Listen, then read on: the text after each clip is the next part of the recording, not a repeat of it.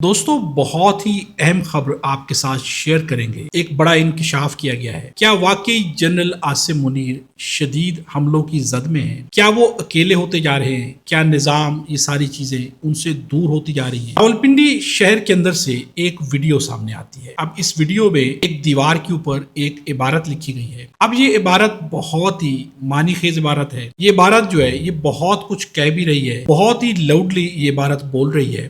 دیوار کے اوپر لکھا ہوا ہے حافظ تیرا انجام موت یا بلوچستان، اور نیچے لکھا ہوا ہے BLA۔ اب سب سے پہلا جو سوال یہاں پر اٹھتا ہے وہ یہ ہے کہ راولپنڈی شہر کے اندر ایک دیوار کے اوپر BLA کی جانب سے یہ میسج کس طرح سے لکھا گیا، لکھنے والا کون ہو سکتا ہے، اور راولپنڈی شہر کے اندر یہ عبارت موجود ہے تو ابھی تک ہائی لائٹ کیوں نہیں ہو سکتا؟ اب یہ ویڈیو سامنے آتی ہے۔ اب سب سے امپورٹنٹ تو یہ ہے کہ یہ کس نے وال چاکنگ کی ہوگی، اب اس کا مطلب کیا ہے، یہاں پر حافظ سے کیا مراد ہے، اس کے لیے پیغام لکھا جا رہا ہے۔ دوسری جانب جسٹس محسن اختر کیانی نے گفتگو کی۔ ان کا کہنا تھا کہ میں تو سب کچھ گزار کے آیا ہوں، بھگت کے آیا ہوں اور بھگت رہا ہوں، لیکن میں بڑا خوش ہوں کہ چیزیں ایکسپوز ہو گئی ہیں، آپ کو چیزیں سمجھ آ گئی ہیں۔ اب یہاں پر ان کے کہنے کا کیا مطلب ہے؟ کیا نظام کی بات کی جا رہی ہے؟ تو ڈیفینیٹلی یہاں پر نظام کی بات کی جا رہی ہے کہ وہ نظام جو کہ پاکستان بننے سے اب تک سب کی نظروں سے چھپا ہوا تھا، اب وہ نظام سب کے سامنے آ گیا ہے۔ عمران خان نے بھرپور کوشش کی اسی نظام کو ایکسپوز کرنے کی۔ جسٹس محسن اختر کیانی کا کہنا ہے کہ میں خوش ہوں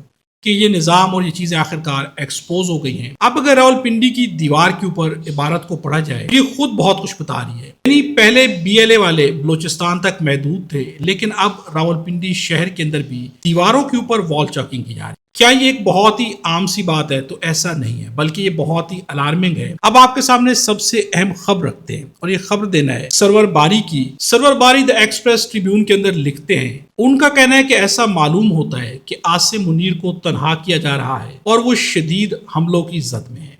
اب یہاں پر انہوں نے کوئی ایکسپلینیشن نہیں دی کہ ان کی اس بات سے کیا مراد ہے، لیکن جس طرح کی چیزیں سامنے آ رہی ہیں بہت کچھ ہے جو کہ اچانک سے سامنے ہے۔ یعنی ایک جانب شہباز شریف کے بارے میں کہا جاتا ہے کہ وہ نظام کے بہت قریب ہے اور سسٹم کے ساتھ ان سے بہتر کوئی بھی نہیں چل سکتا، لیکن اب شہباز شریف کے اوپر بھی دباؤ ڈالا جا رہا ہے۔ شہباز شریف کو اندازہ ہو گیا ہے حالات بہت برے ہیں، وہ کچھ نہیں کر سکے۔ ایسے میں شہباز شریف پر اسٹیبلشمنٹ کی جانب سے، نظام کی جانب سے شدید پریشر ہے۔ اب پریشر کیا ہے کہ کابینہ میں تبدیلیاں کریں، بوڑھے منسٹرز کو گھر بھیجیں۔ اب بوڑھے منسٹرز کے پیچھے پڑ گیا ہے نظام کہ انہیں گھر بھیجا جائے، ان کی جگہ ینگ لوگوں کو لایا جائے۔ شہباز شریف خود تو اسٹیبلشمنٹ کو آنکھیں دکھا نہیں سکتے، اس لیے مولانا اسٹیبلشمنٹ کے درمیان جو دراڑ پڑ چکی ہے اس سے فائدہ اٹھانے کی کوشش کرے، یہ کہنا ہے اسد طور کا۔ اب ایک جانب شہباز شریف پر بھی پریشر ہے، یعنی حکومت کے اندر تبدیلی لائی جائے، چونکہ نظام کا چلنا اب بہت مشکل ہو گیا ہے، تاکہ بوڑھے منسٹرز کو نکالا جائے، جس میں اشارہ خواجہ آصف کی جانب ہے کہ انہیں فارغ کر دیا جائے اور کوئی نئے لوگ جو ہے سامنے لائے جائیں۔ اب ایک طرف تو حکومت پر پریشر ہے کہ آپ چینج کریں، چونکہ نظام نے ہر صورت میں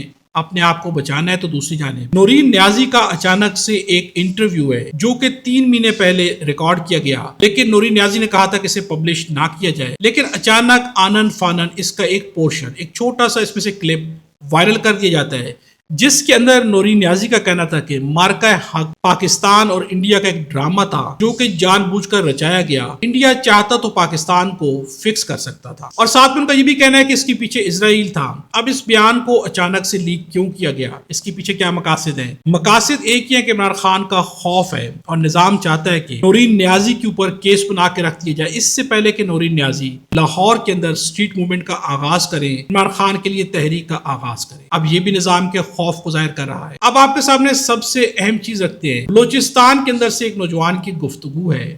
اب یہ FCC کے بارے میں کیا کہہ رہا ہے؟ FCC یہاں پر امن قائم کرنے کے لیے نہیں پڑی ہے، FCC یہاں پر کسٹم کے کام چلاتے ہیں، FCC یہاں پر بتیں لیتی ہے، FCC یہاں پر سیاست کرتی ہے، FCC یہاں پر ڈیولپمنٹ پروجیکٹ چلاتی ہے، FCC یہاں پر کاروبار کرتی ہے، FCC یہاں پر قبائلی جرگے کرتی ہے۔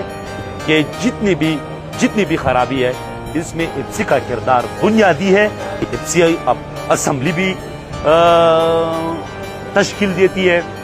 کل میں نے کسی سے کہا کہ یہ جو असेंबली में बैठे ये सारे एफसी पास लोग हैं। दोस्तों आपने इस नौजवान की गुफ्तगू भी सुनी, यानी इस वक्त हर तरफ से एक ही आवाज है जो कि बुलंद है कि निजाम हर चीज के अंदर मुदाखलत कर रहा है, निजाम ये जो कि पाकिस्तान की हर चीज को कंट्रोल कर रहा है। अब इसके बाद जो है जिस तरह के बयानात सामने आ रहे हैं, जिस तरह का प्रेशर है, इसके बाद अगर सरवर बारी की स्टेटमेंट को देखा जाए कि आसिम मुनीर को तनहा किया जा रहा है और वो शदीद हमलों की जद में है, तो हमले से मुराद क्या BLA के बयानात हैं, जिस तरह से इस नौजवान ने गुफ्तगू की ये बयानात हैं, या ओवरऑल कश्मीर के अंदर से बयानात सामने आ रहे हैं, या बलूचिस्तान से KPK के अंदर से मुख्तलिफ जगह से बयानात सामने आ रहे हैं। इस तरह से मौलाना फरमान ने भी बयान दिया फौज के खिलाफ, कहा गया कि हमें कहा जा रहा है लश्कर तैयार करो। क्या ये सारी चीजें साबित कर रही है कि जनरल आसिम मुनीर को टारगेट किया जा रहा है, वो शदीद हमलों की जद में है? तो इन चीजों से वाज़ेह तौर पर नजर तो बहुत कुछ आ रहा है कि कहीं ना कहीं पर हमले तो जारी हैं और कहीं ना कहीं पर ये सारे बयानात किसी खास शख्सियत के बारे में टारगेट करके दिए जा रहे हैं। वीडियो के बारे में कमेंट्स में अपनी राय का इजहार जरूर कीजिएगा। वीडियो अच्छी लगे तो लाइक भी जरूर कीजिएगा।